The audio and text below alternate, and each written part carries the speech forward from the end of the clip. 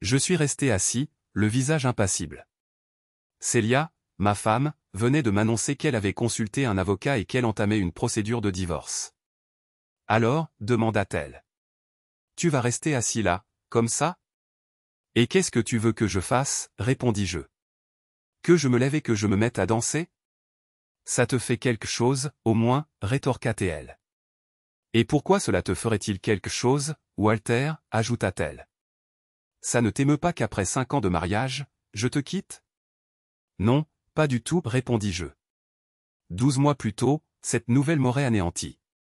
Mais survivre à ces 6 derniers mois avec toi a été une épreuve. Les 2 derniers mois, surtout, ont été absolument insupportables. Est-ce à ce moment-là que tu as commencé à avoir une liaison avec lui, demandai-je. Quoi? Comment? Comment as-tu découvert ça? J'ai vu Charlie te faire la cour au barbecue du 4 juillet, et il est clair que tu appréciais l'attention, expliquai-je. Je t'ai vu coller ta poitrine contre la sienne à la fête du travail, les hanches se frôlant de très près. Je t'ai observé monter avec lui à l'étage à la soirée d'Halloween chez les Carson, continuai-je. Et je t'ai regardé l'embrasser lorsque nous avons fêté le nouvel an au gala du country club. Je suppose que c'est à Halloween que vous avez eu votre premier contact physique. Et depuis, vous vous êtes adonné à cette liaison avec enthousiasme et passion, ajoutai-je. J'ai même filmé une vidéo avec mon téléphone où l'on vous voit tous les deux sur notre lit. Mais pourquoi tu n'as rien dit, demandai-je. Qu'est-ce que j'étais censé dire, répondit-elle. De te demander d'arrêter? Célia, tu as juré de me rester fidèle. Ce n'est pas à moi de surveiller tes actions ou de te forcer à respecter ce serment. Je ne peux pas te surveiller à chaque instant. Et tes serments à toi, rétorqua-t-elle. Mes serments à moi, répondis-je. Ta liaison avec Wanda, allégua-t-elle. Qui est Wanda, demandai-je, perplexe.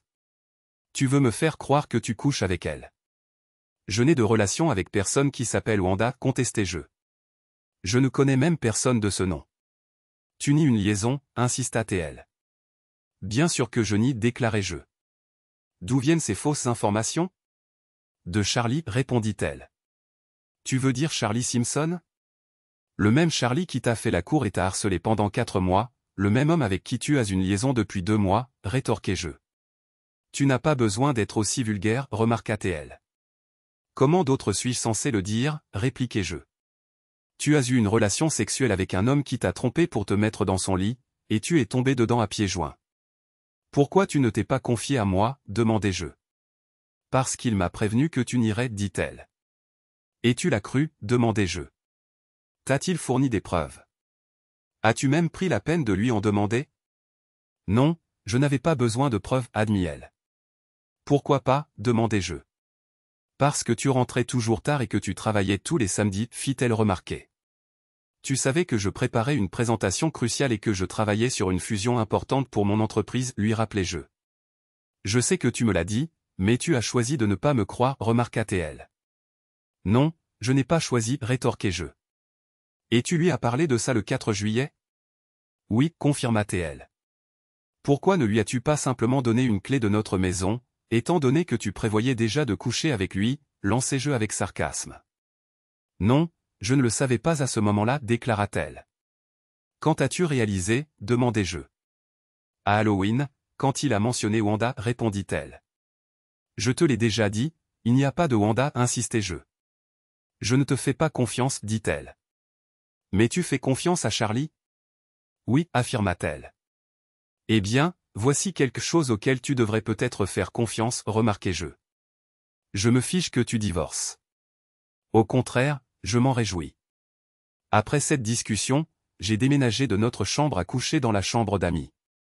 J'ai annulé nos cartes de crédit communes et j'ai retiré la moitié du solde restant de notre compte bancaire commun.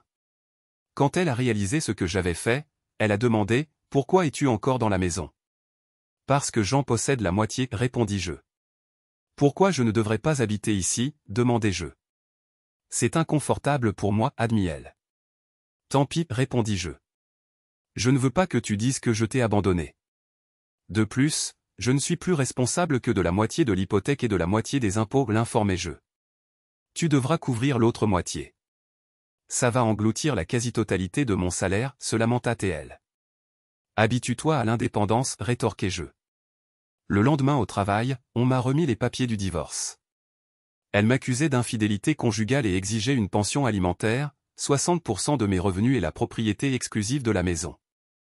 J'ai apporté les papiers au conseiller juridique interne de notre entreprise, qui m'a orienté vers un avocat spécialisé dans les divorces.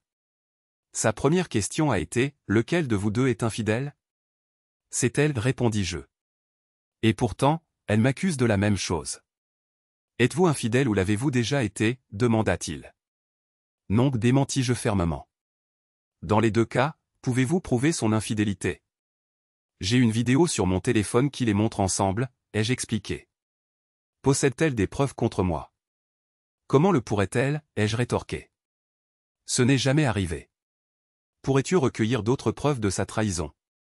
Absolument, à condition qu'ils répètent leurs actions dans la maison.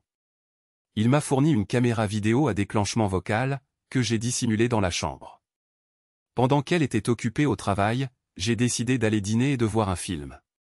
Je n'avais aucune envie de rentrer à la maison pour passer la soirée sous le même toit qu'elle. Je suis rentré un peu après 21h, et en passant devant sa porte fermée, je les ai entendus en train d'avoir une relation sexuelle. Je crois que la conversation était destinée à ce que je l'entende, car j'ai clairement distingué sa voix qui disait « Tu es tellement bon à ça, Charlie. Bien meilleur qu'une taille d'aiguille. Tu es considérablement plus grand et meilleur. Vas-y, chérie. J'adore la façon dont tu me satisfais. Même. J'aime faire ça pour toi. Il est si petit. Maintenant, fais de moi la tienne. Oh, oui, comme ça. Tu es infiniment supérieur à Walter. » J'écoutais pendant qu'elle le complimentait, comparant ses compétences aux miennes et lui disant à quel point elle était plus satisfaite avec lui. Je sais que je ne suis pas l'homme le plus grand du monde, mais mes 18 cm n'ont pas de quoi avoir honte. Puis j'ai entendu sa voix une fois de plus. Oh, Charlie. Oui, juste comme ça. Et j'ai discerné sa voix crier avec la sienne, tu es à moi maintenant, ma petite adultère. Célia.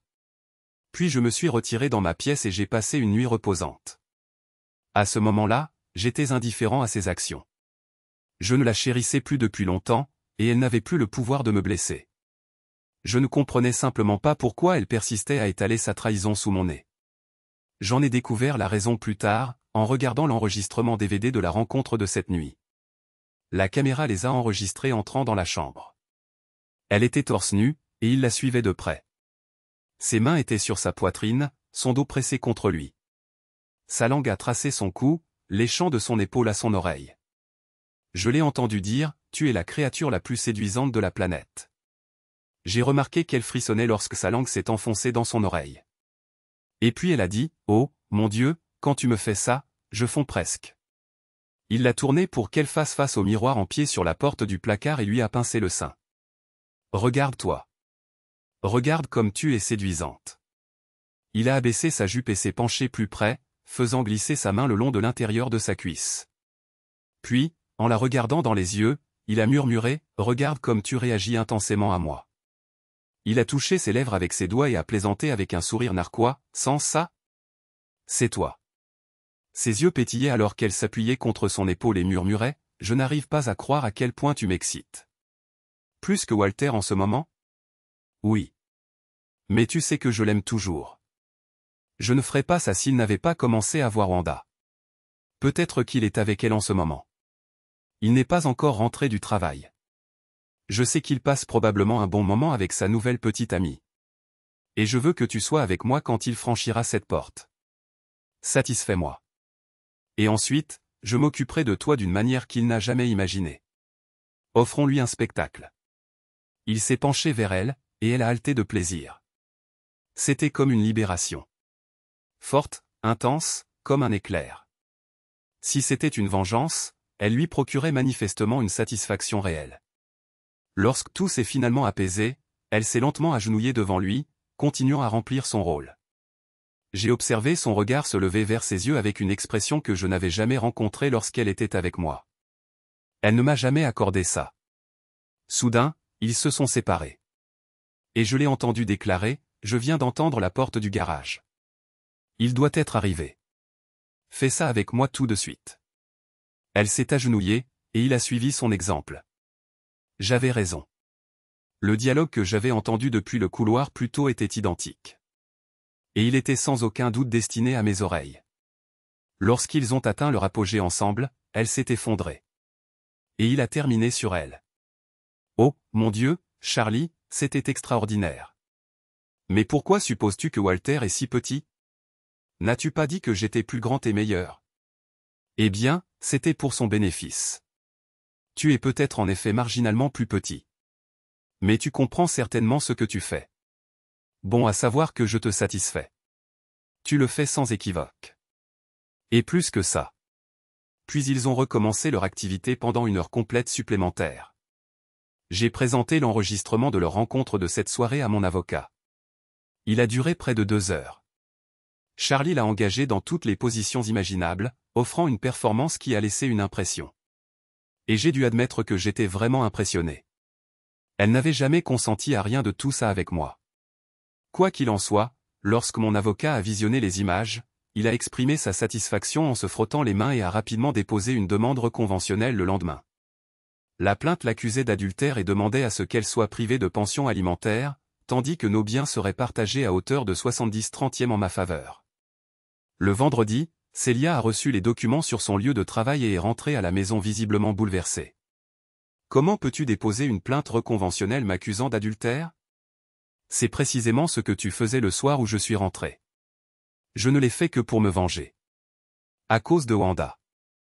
Je te l'ai dit il y a 4 mois, il n'y a pas de Wanda. Eh bien, je sais qu'elle existe. Et puisque tu ne voulais pas arrêter tes agissements, je n'arrêterai pas les miens non plus. Alors, il semble qu'il reviendra au juge de décider si Wanda est réelle ou non. Finalement, après 3 mois, le jour est arrivé où nous devions nous présenter devant le tribunal. Debout devant le juge, il a remarqué, je constate qu'il y a 2 plaintes, toutes deux concernant des accusations d'infidélité conjugale, avec une disparité importante dans les règlements demandés. Puisque c'est vous qui avez déposé la première plainte, Madame Crawford, je vous écouterai en premier. Sur quoi repose votre plainte?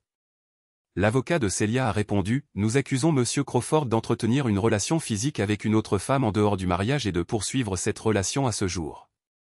Le juge s'est tourné vers moi et a demandé, est-ce exact, Monsieur Crawford?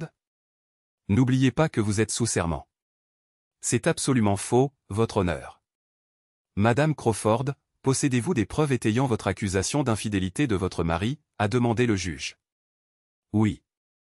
Charlie Simpson m'a informé qu'il avait vu mon mari et Wanda avoir des relations intimes. Est-ce le même Charlie Simpson qui est cité comme correspondant dans la plainte reconventionnelle de Monsieur Crawford? Oui, monsieur. Est-ce la seule preuve que vous ayez? Oui, votre honneur. Maître, Monsieur Simpson est-il présent pour confirmer les allégations de votre cliente, a demandé le juge. Il nous avait assuré qu'il serait là, votre honneur, mais il ne s'est pas présenté.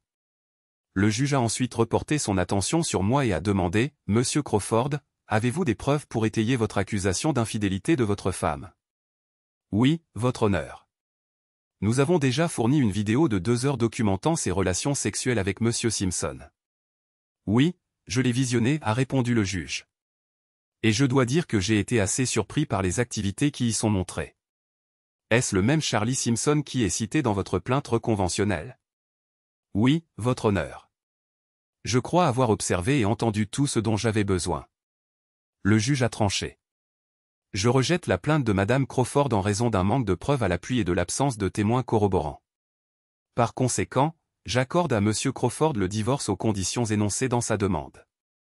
D'un coup sec de son marteau, le greffier a annoncé que l'affaire était close. Célia est restée là, bouche bée, jusqu'à ce que son avocat l'emmène. 2 semaines plus tard, Célia m'a contacté. Walter, je voudrais te parler. De quoi? De nous et de ce qui s'est passé. Célia, il n'y a plus de nous. Et ce qui s'est passé, c'est qu'on a divorcé. Je comprends, mais tout cela est une énorme erreur. Pas d'erreur. J'ai reçu les documents officiels la semaine dernière. Non, je parle des motifs de notre divorce. La raison pour laquelle nous avons divorcé, c'est que tu as eu une liaison de près d'1 an avec Charlie. Je n'ai couché avec Charlie que parce que je croyais que tu étais impliqué avec Wanda. Il n'y avait pas de Wanda. Je m'en rends compte maintenant, Walter, c'était une erreur. J'ai fait confiance à Charlie. Et tu ne m'as pas fait confiance. Si, Walter. Il a admis m'avoir menti. C'est pour ça qu'il ne s'est pas présenté au tribunal. Il ne voulait pas mentir sous serment. Une erreur coûteuse et importante, Célia. Alors pourquoi tu me dis ça maintenant? Je veux revenir vers toi. Je veux redevenir ta femme. Je veux avoir la chance de te montrer à quel point je t'adore et de réparer le fait de ne pas t'avoir cru. Je n'en croyais pas mes oreilles. Elle avait encore des sentiments pour moi. Elle voulait une autre chance. Aucune chance, Célia. Quand je t'ai dit qu'il n'y avait pas de Wanda, tu as refusé de me croire, mais tu as fait confiance à Charlie. Tu devais écouter avec la mauvaise partie de ton corps. Je ne pourrai jamais te pardonner tes actions avec lui. Ni pour les choses que tu as dites sur moi. De mon point de vue, tu as simplement utilisé ça comme une justification pour être avec lui tout en gardant ta conscience tranquille. Vas-y, construis une vie avec lui. Je suppose qu'il sera libre dans quelques mois de toute façon. J'ai récemment transmis un enregistrement de vos moments intimes à sa femme afin qu'elle puisse l'utiliser dans la procédure de divorce. C'était la dernière fois que j'ai entendu parler de Célia. J'ai appris qu'après avoir été éjectée par sa femme, elle et Charlie ont fini par cohabiter, bien que leur arrangement n'ait duré qu'environ 8 mois. Après ça, elle m'a contacté plusieurs fois, mais j'ai filtré tous mes appels entrants et je me suis abstenu de répondre ou de renvoyer ses messages. Comme il n'y avait pas de fonds propres importants dans la maison, la part de 30% qu'elle a obtenue après que je l'ai vendue était plutôt minime. Je suppose qu'elle a dépensé la majeure partie pour subvenir aux besoins de Charlie pendant leur temps ensemble. Après son divorce, il s'est mis à boire énormément, a perdu son emploi et a fini par tomber dans la misère. Je l'ai aperçue environ 1 an plus tard près d'un magasin. Elle semblait avoir pris une quinzaine de kilos. Elle était entourée de 2 hommes imposants, et j'ai entendu l'un d'eux lui dire « Le dernier avertissement que nous vous avons donné était que si vous étiez revu dans ce magasin, vous seriez arrêté.